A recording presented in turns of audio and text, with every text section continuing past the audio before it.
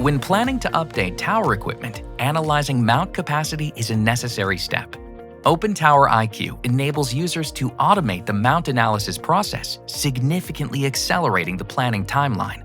Within OpenTower IQ, mount analysis can be run on either an as-built or as-designed model. In this scenario, we will leverage an as-designed model to add new C-band equipment. Prior to editing tower inventory, we will run mount analysis to verify current capacity. After specifying a mount elevation and mount model, we can simply click Analyze. Once complete, a pass or fail rating will be produced alongside a capacity percentage.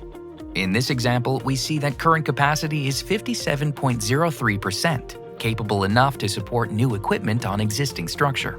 Planned equipment can now be added and edited all within the Equipment Loading and Editing section of OpenTower IQ.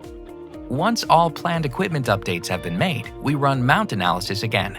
With the updated equipment, the mounts are now at 78.74% capacity, still within the proper range.